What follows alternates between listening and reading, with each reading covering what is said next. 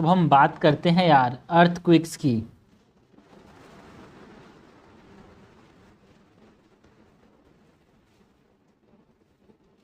Okay, earthquakes की बात करते हैं। सबसे पहले तो अर्थक्वेक्स की बात में हम क्या बात करें कि अर्थक्वेक होता क्या है। ठीक है, earthquake is the shaking of the earth. क्यों होता है? Because of the release of energy. Earthquake क्या है भाई? It is shaking of the earth. क्यों होता है? It is caused by the release of energy,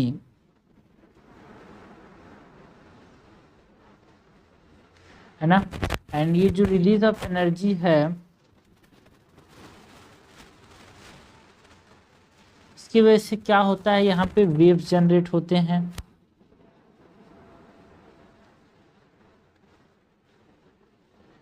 है ना, जो कि ट्रैवल करते हैं, generate waves that travels in all direction.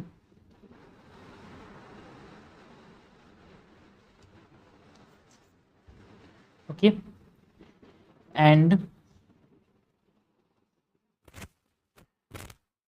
यहाँ पे जो शेकिंग ऑफ द अर्थ है, हमने बोला ना, तो ये अर्थ शेक क्यों करता है भाई, है ना। वाई दी अर्थ शेक्स, हिलता क्यों है भाई अर्थ, ये एक इम्पॉर्टेंट क्वेश्चन है। तो जो एनर्जी रिलीज है अलोंग दी फॉल्ट, फॉल्ट मतलब क्या होते हैं भाई? फॉल्ट एक शार्प ब्रेक, कस्टल क्रस्ट, है ना। देखो भाई, एनर्जी रिलीज की वजह से अर्थ शेक करता है। कहाँ पे एनर्जी रिलीज हो रहा है? अगर एक फॉल्ट के अलोंग एनर्जी रिलीज हो रहा है तो एनर्जी अर्थ शेक करता है। एंड ये फॉल्ट क्या होता है? Faults are what? A sharp break in crustal rocks. Crust के जो रॉक्स उसमें जो ब्रेक होता है उसको हम क्या बोलते हैं? फॉल्ट्स बोलते हैं। अगर इस फॉल्ट्स के अलॉन्ग एनर्जी रिलीज हो रहा है तो उसको हम क्या बोलते हैं? अर्थ। देखिए, एक अच्छा इंपॉर्टेंट कारण होता है भाई अर्थ के शेक होने का। दूसरा, जो रॉक्स होते हैं अलॉन्ग दी फॉल्ट्स, अगर ये अपोजिट डायरेक्शन में मूव कर रहे हैं तो आपस में फ्रिक्शन जनरेट करते हैं, इसकी वजह से भी अर्थ हिलता है भाई,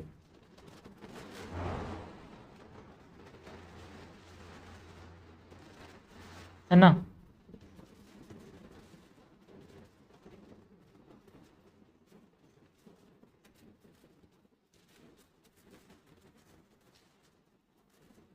rocks along the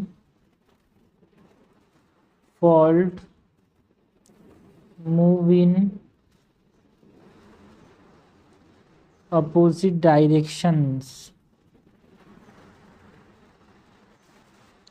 but are held together by friction।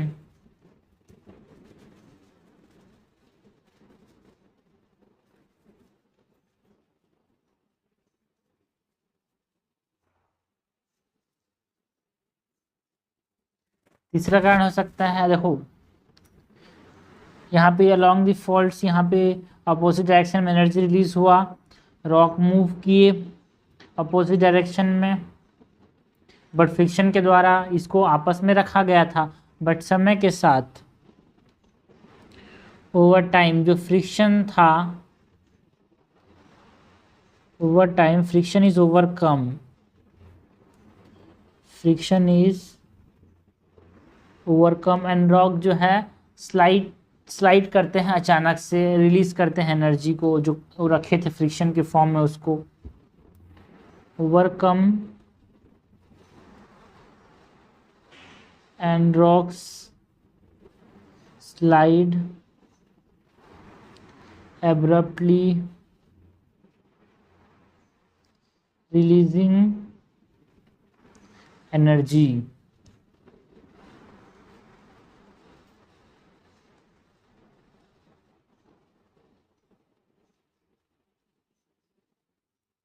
Okay, ये हमने बात की अर्थ शेक क्यों करता है। वाई दी अर्थ शेक्स।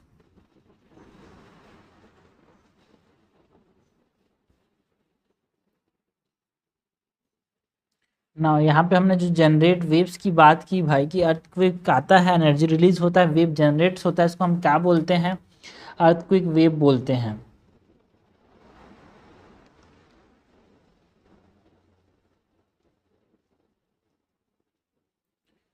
अर्थक्वेक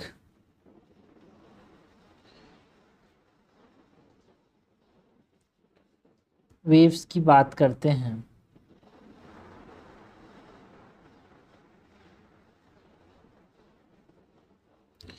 ये जो अर्थक्वेक वेव्स हैं ये कहाँ पे देखने को मिलते हैं यार? लिथोस्फीयर में।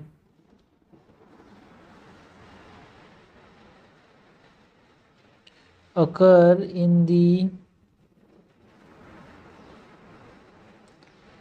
lithosphere up to 200 kilometre depth तक हम लिथोस्फीयर बोलते हैं। एंड ये जो अर्थक्वेक वेव्स है इसको किस में रिकॉर्ड करते हैं भाई? It is recorded using seismograph. Seismograph is the machine. Seismogram जो है अगर पेपर में उसको ड्रॉ किया तो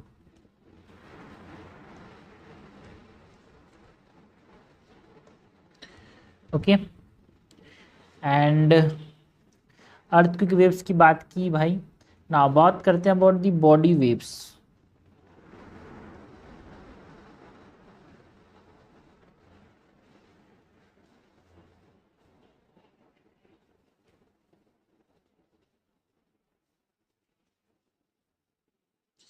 ये जो बॉडी वेव्स हैं ये ओरिजिनेट कहाँ पे करते हैं यार? They originate at the focus and travel through the earth body. Body नाम इसीलिए कि अर्थ की बॉडी से ट्रैवल करते हैं ये। Originate at the focus and travel through the earth body. ठीक है, तो फोकस पे ओरिजिनेट करते हैं बोल रहे हैं। ये फोकस होता क्या है? सपोज करो ये हमारे पास अर्थ क्रस्ट है, ठीक है। अंदर में जिस पॉइंट पे एनर्जी रिलीज होता है, जिस पॉइंट पे एनर्जी रिलीज होता है उसको हम क्या बोलते हैं भाई? फोकस। ठीक है, the point of energy release with in the earth, है ना, इसको बोलते हैं फोकस। एंड जिस पॉइंट पे ये जो एनर्जी रिलीज होता है इसके बाद ये सरफेस में जिस पॉइंट पे टकराता है ना, उसको बोलते हैं AP centre.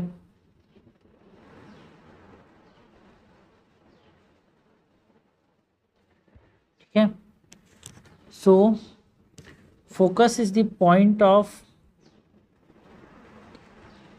Of energy release within the earth. ठीक है, और ये एपी सेंटर के नीचे, इसीलिए इसको हम हाइपो सेंटर भी बोलते हैं भाई, फोकस को।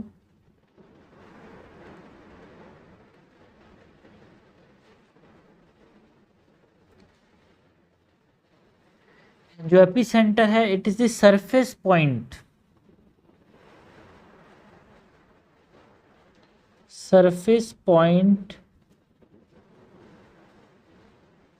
directly above the focus and it is first to experience the wave।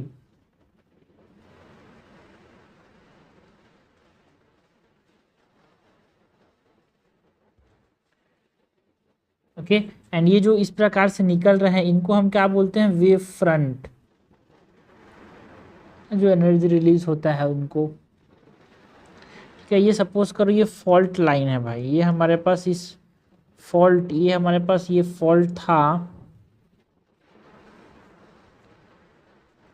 ये फॉल्ट लाइन के अलाउंड यहाँ पे एनर्जी रिलीज हुआ।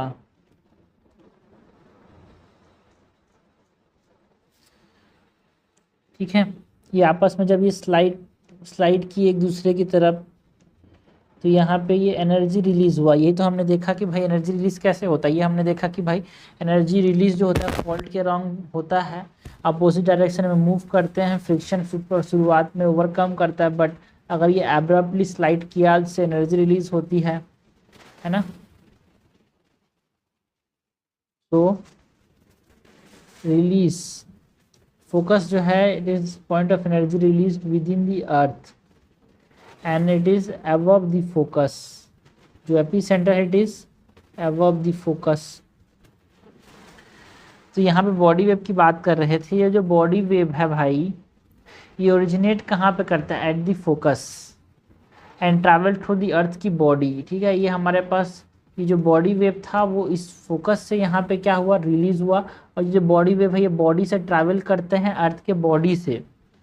ठीक है, एंड ये हमारे पास सपोज करो ये बॉडी है, अपने पास अर्थ की बॉडी है ये।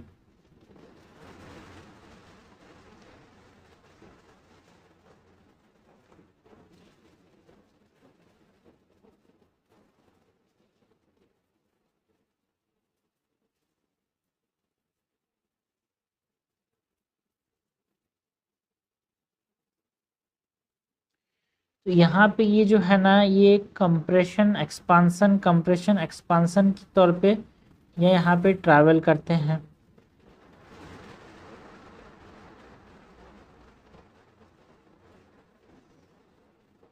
ठीक है भाई, सो इस पॉइंट पे क्या हो रहा है, एक्सपांसन देखने को मिल रहा है। इस पॉइंट पे क्या देखने को मिल रहा है, कंप्रेशन देखने को मिल रहा है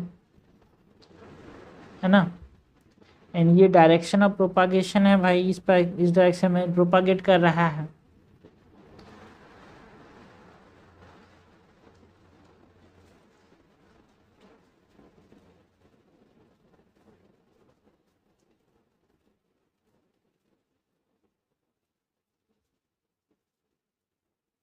सो ये जो बॉडी वेव्स होते हैं ये दो तरह के होते हैं भाई। पी वेव जो होते हैं वो इस प्रकार से है ना, एक्सपांसन प्रोप्रेशन की फॉर्म में ट्रैवल करते हैं।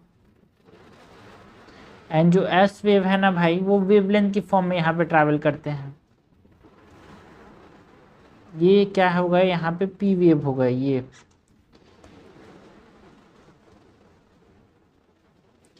पी वेव क्या बोलते हैं, पी वेव मतलब पी मतलब प्राइमरी वेव।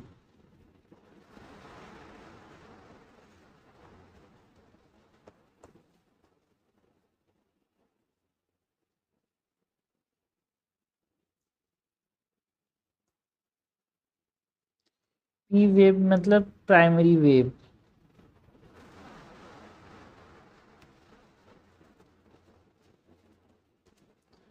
है ना। ये जो प्राइमरी वेव होते हैं वो इस प्रकार से ट्रैवल करते हैं भाई, कंप्रेशन एक्सपांसन की फॉर्म में।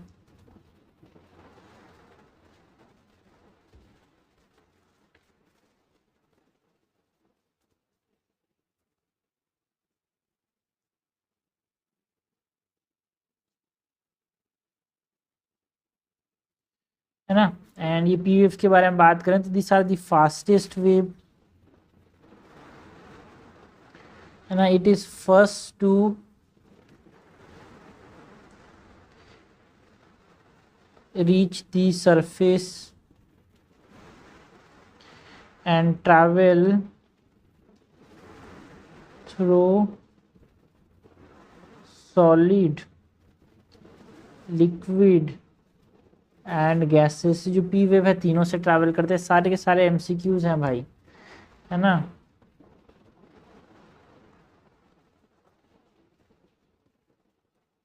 एंड ये वाइब्रेट कैसे करता है, parallel to the wave direction. यहाँ पे हम देख सकते हैं भाई, ये देखो ये पी वेव है, ये वेव डायरेक्शन इस प्रकार से, इसी प्रकार से पैरेलल ही यहाँ पे क्या कर रहे हैं, प्रोपागेट कर रहे हैं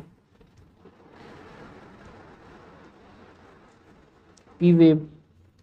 and it create what, it create pressure and density difference. इसकी वजह से स्ट्रेचिंग स्क्वीजिंग यहाँ पे हमको दिख रहा है, स्ट्रेचिंग हो रही है कहीं पे, ये स्ट्रेच कर रहा है कहीं पे, और कहीं पे स्क्वीजिंग हो रही है, ठीक है। तो ये क्या करता है भाई, जब ये प्रोपागेट करता है तो ये pressure and density gradient create करता है। प्रेशर एंड डेंसिटी डिफरेंस, इसकी वजह से स्ट्रेचिंग एंड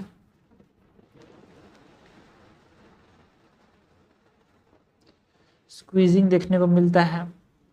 तो ये हमने बात की अबाउट दी पी वेव्स की।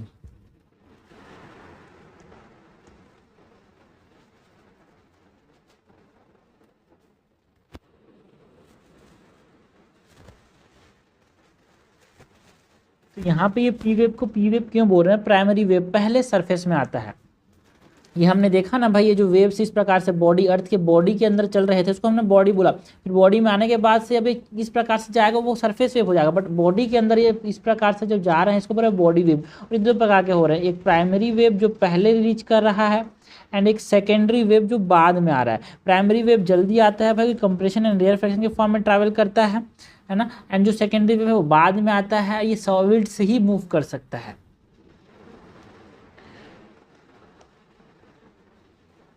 जो सेकेंडरी वेव या फिर एस वेव है, इसको सेकेंडरी क्यों बोला, ये सरफेस में बाद में रीच करता है ना। एंड ये किस प्रकार से ट्रैवल करता है भाई, आप समझो, ये इस प्रकार से ये ट्रैवल करता है।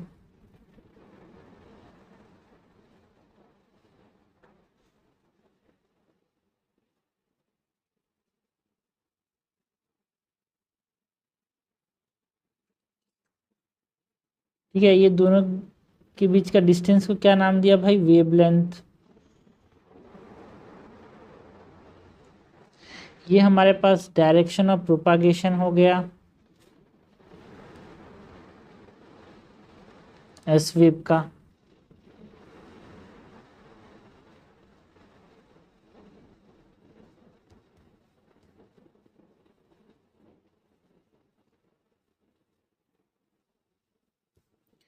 जो एस वेव है भाई, ये स्लोअर होता है, तो ये लेट में आता है।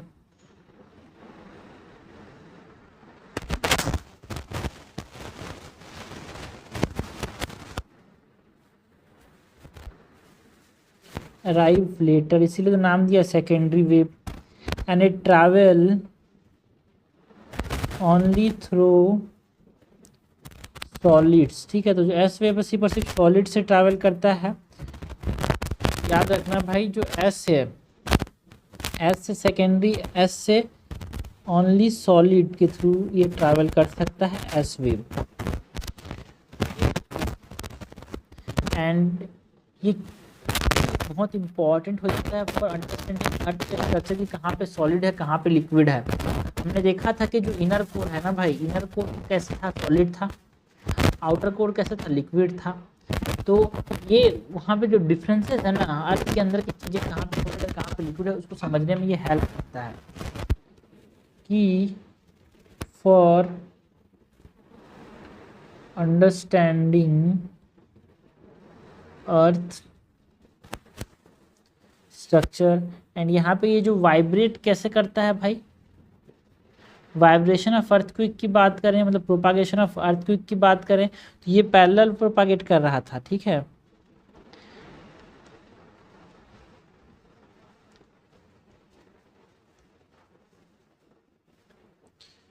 प्रोपागेशन ऑफ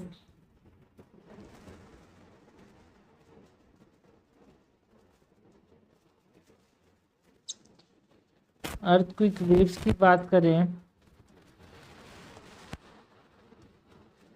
ये पैरेलल प्रोपागेट कर रहा था। एंड ये परपेंडिकुलर प्रोपागेट करता है, जो एस वेव है। यहाँ पे ये वाइब्रेट करता है perpendicular, vibrate perpendicular to the wave direction in the vertical plane. Vertical plane में ये मूव करता है एंड एस वेव जो है it create crust and tough. अभी हमने देखा भाई यहाँ पे ये क्रस्ट बने, ये टफ बना, ये क्रस्ट बने, ये टफ।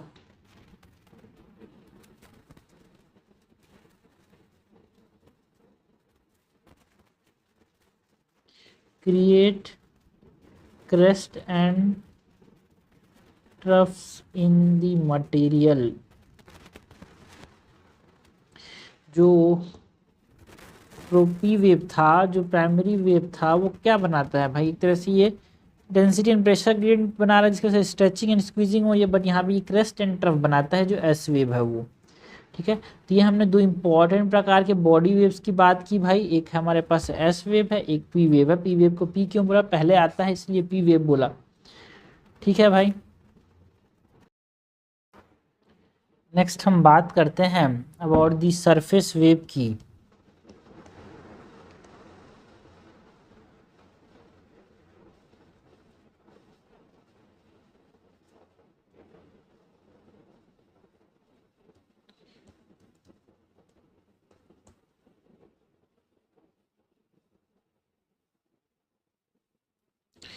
जो सरफेस वेव है ना भाई, है ना, ये सरफेस के ऊपर जनरेट होता है। ठीक है, यहाँ पे it is generated by body wave, जो अंदर में जनरेट हुआ था, अंदर में सरफेस तक आते हुए बॉडी वेव था। जब ये इंटरेक्ट करता है body wave with surface rocks, तो हमने क्या नाम दिया, सरफेस वेव। सपोज ये अर्थ था, यहाँ पे फोकस था, यहाँ पे ये बॉडी वेव जनरेट हुआ जनरेट हुआ जनरेट हुआ, अब ये सरफेस में आ चुका था। जब इंटरेक्ट किया तो जिसके समय जो मूवमेंट हुआ उसको हमने नाम दिया सरफेस वेव। अंदर में जा रहा था तो नाम दिया body wave. Body wave P wave था, पहले पहुंचा जो वेव बॉडी, उसको पी वेव बोला। जो बाद में पहुंचा उसको एस वेव, सेकेंडरी वेव। ये प्राइमरी है, ये सेकेंडरी है। तो ये सरफेस वेव जो है कैसे बनता है, बॉडी वेव इंटरेक्ट करते हैं सरफेस रॉक्स के साथ and they travel along the surface and are the slowest one. सबसे फास्टेस्ट पी वेव था, P body wave, then S body wave, then surface wave. Travel along the surface and are the slowest and most destructive जो है, it cause displacement and structural collapse. यार ज़्यादातर जो destructive जो effect डालता है वो बॉडी वेव नहीं डालता, सरफेस वेव डालता है। Most destructive causing displacement. Destructive क्यों, because displacement and structural collapse करते हैं, बड़े बड़े बिल्डिंग ढह जाते हैं इस सरफेस वेव की वजह से। बिकॉज आप समझना, यहाँ पे जो होता है ना मूवमेंट, इस प्रकार से अगर हो रहा है, सो मूवमेंट की वजह से इस प्रकार से अगर ये प्रोपागेट कर रहा है जो वेव है, ठीक है, एंड हमारे पास जो मूवमेंट है उसमें जो ब्लॉक्स हैं वो ऊपर नीचे जा रहे हैं ना भाई, वो ब्लॉक्स जो हैं, जो रॉक्स हैं वो ऊपर नीचे जा रहे हैं यहाँ पे। ठीक है,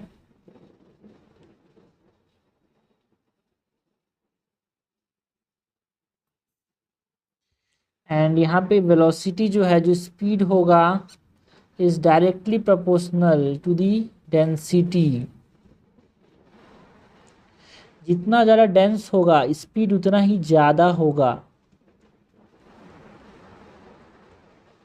यहाँ पे स्पीड अगर इतना है तो यहाँ पे अगर डेंसिटी कम है तो यहाँ पे स्पीड कम होगा। ठीक,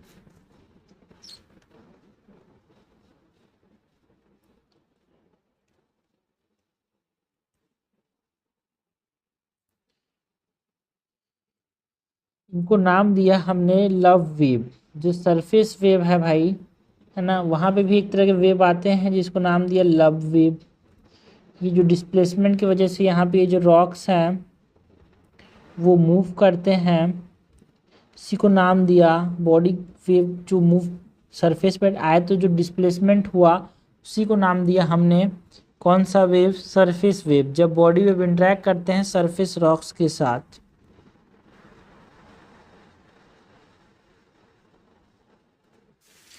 एंड सिस्मोग्राफ के अंदर ना सबसे लास्ट किसको रिकॉर्ड कर पाते हैं भाई, जो सरफेस वेव है उसको, बिकॉज सबसे स्लो है, that's why it is recorded last on the seismograph, है ना। अगर हम वेव बिहेवियर की बात करें, एस वेव की बिहेवियर की बात करें,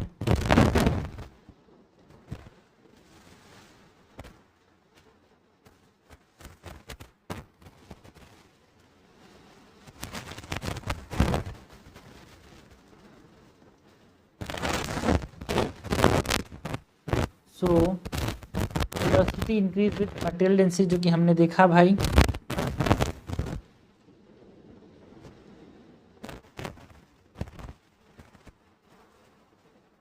velocity increase with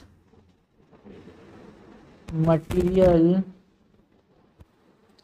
density, and जो वेव है इट रिफ्लेक्ट मीन्स ये रिबाउंड कर जाता है और रिफ्लेक्ट कर जाता है, मतलब चेंज कर लेता है अपने डायरेक्शन को वेव एट मटेरियल बाउंड्रीज।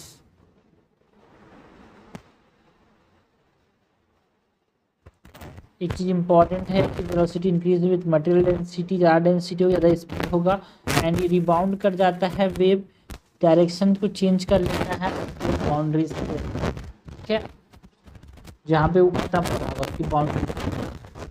मैंने बात की about the wave direction. Next हम बात करते हैं about the shadow Jones.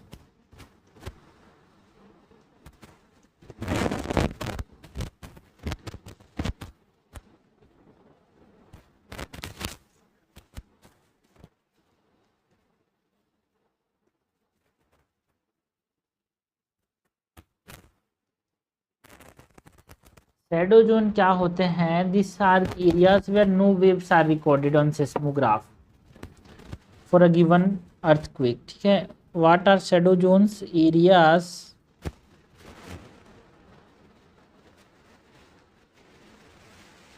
where no waves are area where no waves are recorded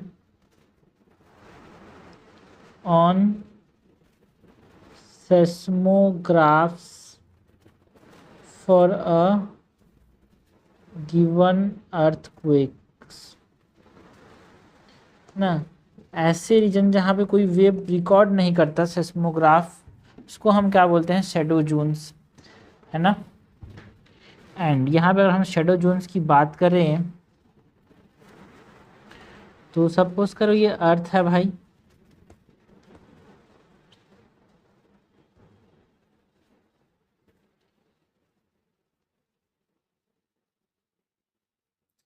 तो अर्थ के अंदर ये अर्थ का सपोज करो अर्थ को एक एपी सेंटर है, ठीक है।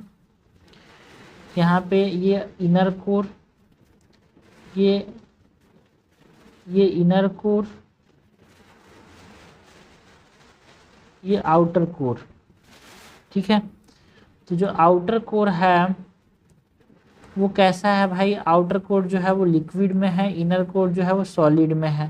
लेकिन हमको पता है कि जो एस वेव है उसी पर सिर्फ सॉलिड से ट्रैवल करता है, ठीक है।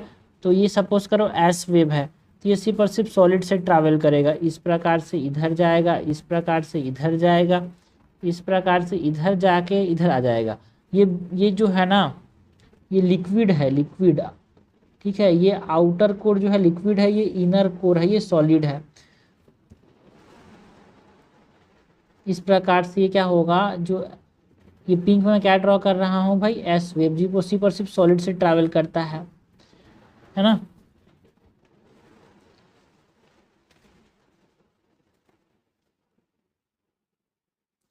एंड जो ये ऑरेंज से ड्रॉ कर रहा हूँ ये पी वेव्स हैं भाई, ये सॉलिड और लिक्विड दोनों से ट्रैवल कर सकते हैं।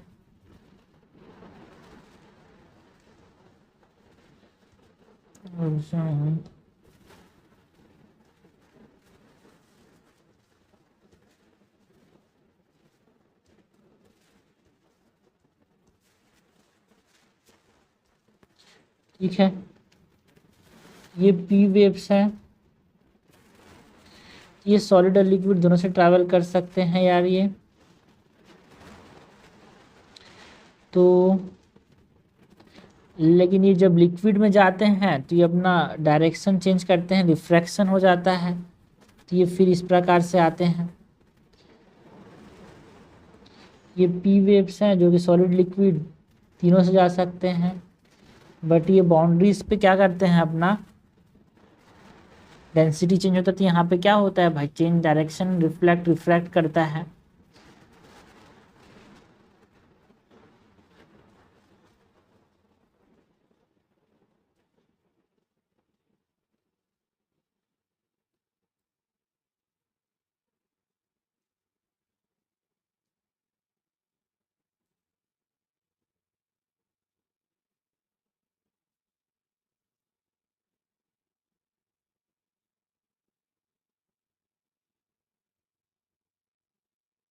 ओके, तो ये जो पी वेव्स है ना भाई, वो कहाँ कहाँ पे नहीं आ रहे हैं।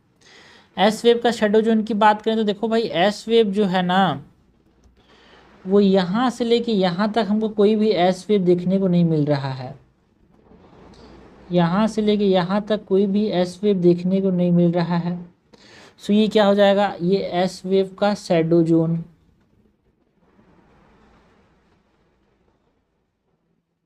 ठीक है, 105 डिग्री से लेके इधर 105 डिग्री तक कोई भी वेव देखने को नहीं मिलता। एंड ये 140 डिग्री है, ये 140 डिग्री है भाई।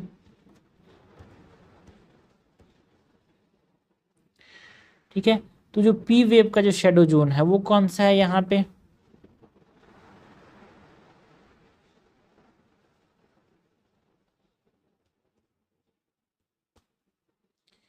पी वेव का जो शेडो जोन है वो ये वाला है,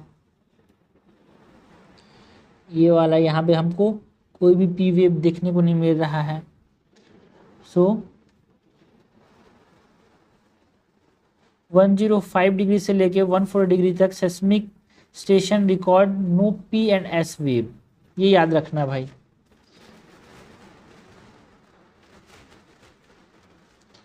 seismic station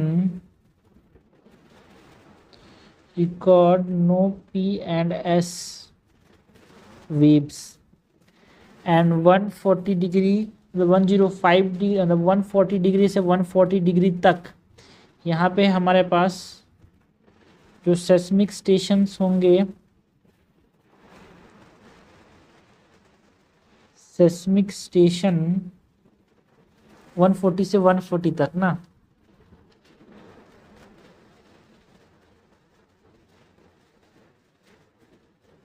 seismic station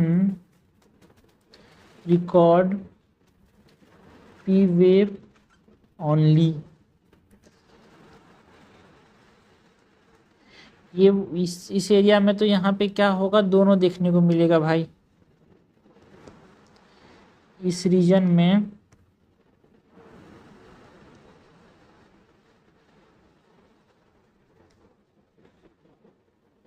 seismic station record both P and S wave। ठीक है भाई, तो एक्सटेंट की अगर हम बात करें यहाँ पे, एक्सटेंट की,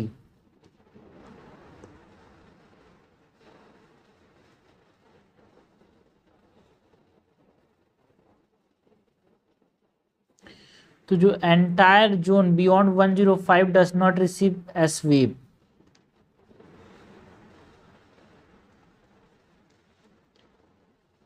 entire zone beyond 105 degree does not receive S wave. तो एस वेव का शैडो जोन क्या होगा, 105 से लेकर 105 तक। So S wave shadow zone cover over 40% of Earth's surface and P-wave shadow zone forms a band between 105 degree and 145 degree. इसके बीच में shadow zone बनता है भाई, किसका? पी वेव का। एस वेव का 40% ऑफ द अर्थ सरफेस जो होता है वहाँ पे एस वेव हम नहीं कैलकुलेट कर सकते। एंटायर जोन जो है उसमें यहाँ पे क्या नहीं होता? एस वेव नहीं होता। दो चीज़ें आपको यहाँ पे पता होनी चाहिए इम्पोर्टेंट भाई। एस वेव का शैडो जोन क्या है?